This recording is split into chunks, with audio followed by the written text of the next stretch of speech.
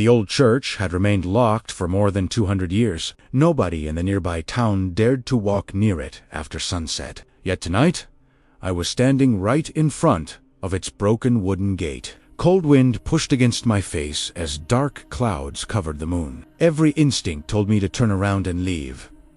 But a mysterious letter had brought me here. The letter contained only one sentence. "The coffin is waiting for you."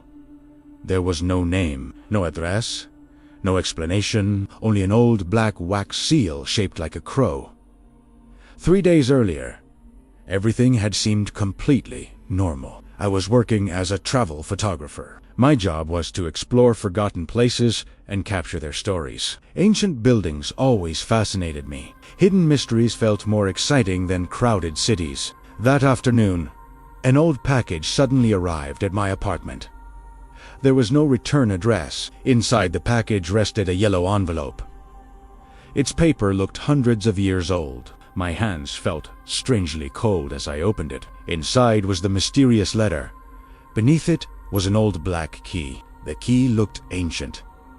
Strange symbols were carved into its surface. I had never seen those symbols before. I searched everywhere for answers, but nobody recognized them. The next morning, I decided to visit the address hidden inside the envelope. After several hours of driving, I reached a forgotten mountain village. The village looked almost abandoned. Most houses were empty.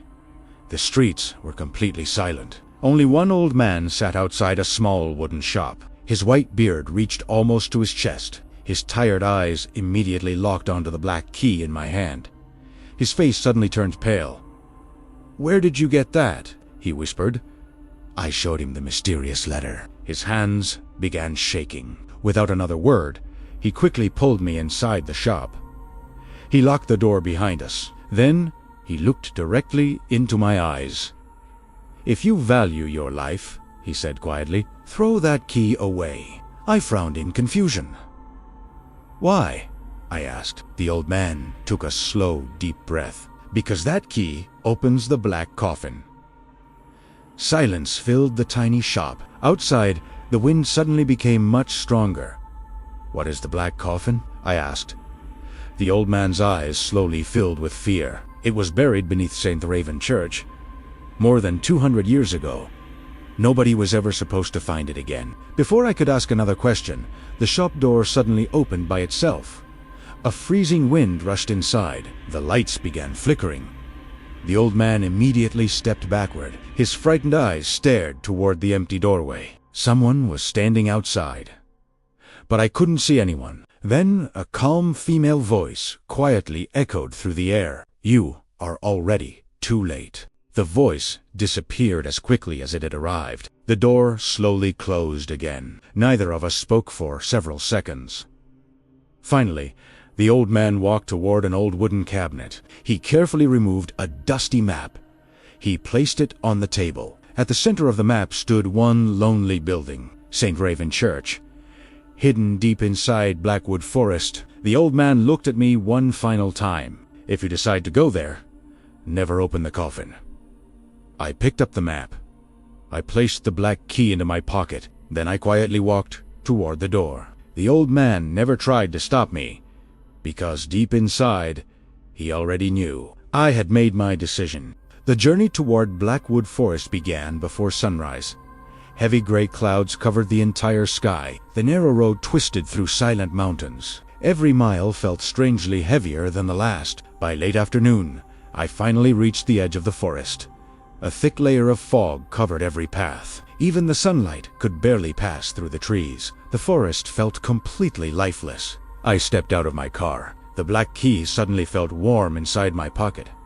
At that exact moment, someone called my name. I quickly turned around. A young woman stood beside an old stone well. She wore a dark green jacket. A leather backpack rested on her shoulder. She looked calm, but her eyes showed concern. "Are you here because of the coffin?" she asked. I froze. "How do you know about it?" She slowly reached into her backpack. Then she showed me an identical letter. Only one sentence was written inside. "The coffin is waiting for you." "My name is Emily," she said. "I'm an archaeologist. I've spent 5 years searching for St. Raven Church. Before I could answer, another voice interrupted us. Then I guess we're looking for the same thing. A tall man walked out from behind the trees. He looked around my age. A camera hung around his neck. A flashlight rested on his belt. "My name is Daniel," he smiled. "I'm a documentary filmmaker. I've been following this mystery for months." None of us trusted each other, but we all carried the same letter. And somehow, each of us had received it on the same day. Emily unfolded an old map. "The church is less than 1 mile from here. So let's stay together." We quietly entered Blackwood Forest. The deeper we walked, the darker everything became. No birds sang, no insects made a sound. Even the wind had disappeared. Only our footsteps echoed through the trees. Nearly 40 minutes later, an ancient stone church appeared through the fog. Its bell tower had collapsed years ago. Broken stained glass windows covered the front wall. Dark vines climbed across every stone. The giant wooden doors stood slightly open, as if someone had entered only moments earlier. Daniel slowly lifted his camera. "This place is incredible." Emily didn't smile. She looked frightened. "I don't think we're alone." We stepped inside. Dust covered every bench. Old candles rested beside broken statues. A massive wooden cross had fallen onto the floor. The air smelled cold and damp. Then we heard footsteps. Slow, heavy, coming from somewhere below us. Daniel immediately stopped recording. Emily grabbed my arm. "Did you hear that?" I nodded silently. Another step echoed. Then another. Then complete silence returned. At the center of the church floor, we noticed a strange symbol. The exact same symbol carved into my black key. Emily carefully brushed away years of dust. A hidden keyhole appeared beneath the symbol. Daniel looked directly at me. "I think that's why you were chosen." My hand slowly reached into my pocket. The ancient black key felt warmer than ever. I stared at the hidden lock. For several long seconds, nobody moved. Then I slowly pushed the key inside. A deep metallic click echoed beneath our feet. The entire church began shaking. Dust rained from the ceiling. The old wooden floor slowly split apart. A hidden staircase appeared beneath us. Cold air rushed upward from the darkness below. Daniel pointed his flashlight downward. Only endless blackness stared back. Emily whispered only 4 words. "We're not turning back." I looked into the darkness, tightened my grip on the flashlight. Then, together, we took our first step underground. The stone staircase seemed endless beneath our feet. The deeper we walked, the colder the air became. Our flashlights barely reached the ancient walls. Strange symbols covered every stone around us.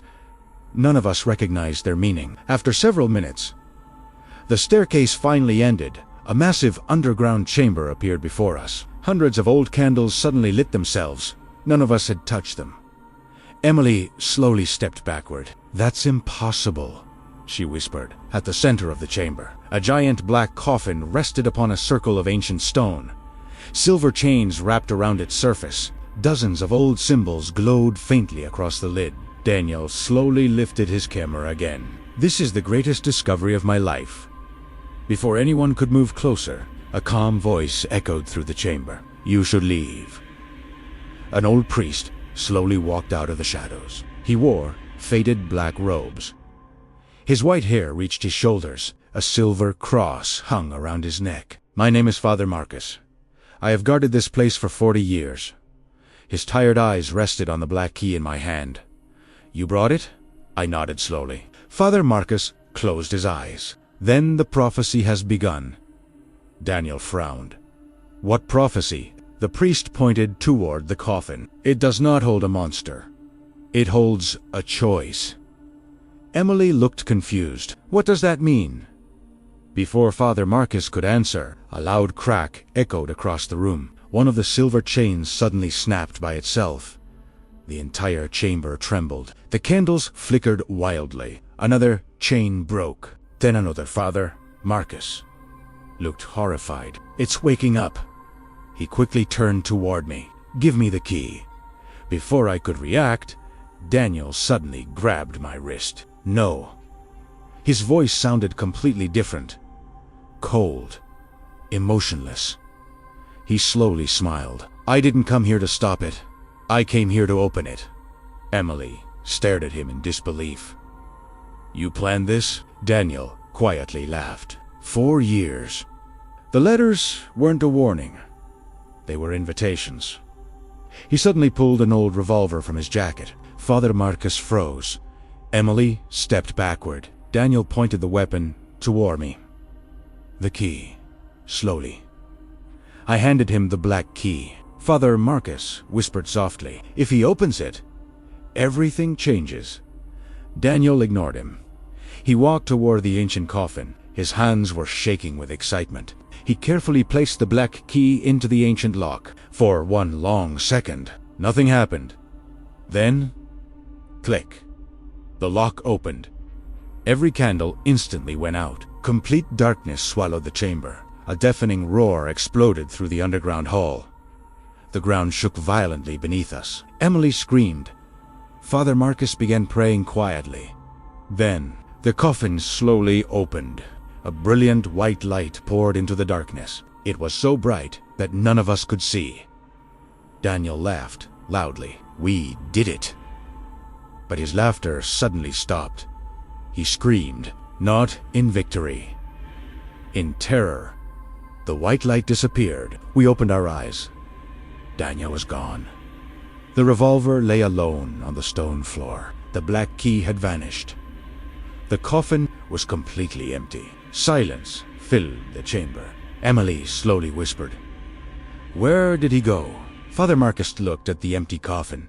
His face showed no surprise. He was warned. I looked inside the coffin again. There was only one object resting at the bottom. A small black notebook. I carefully picked it up. The cover felt strangely warm. Slowly, I opened the first page. Only one sentence was written. Asterisk, the next guardian has been chosen. Asterisk, before I could understand its meaning, my own name slowly appeared beneath those words. Letter by letter, as if an invisible hand was writing it. Emily stared at the page in horror. Father Marcus quietly lowered his head. Outside, church bells suddenly rang for the first time in 200 years. I slowly closed the notebook. Then I looked toward the empty coffin. For one brief second, I thought I saw someone smiling inside the darkness. And then everything disappeared.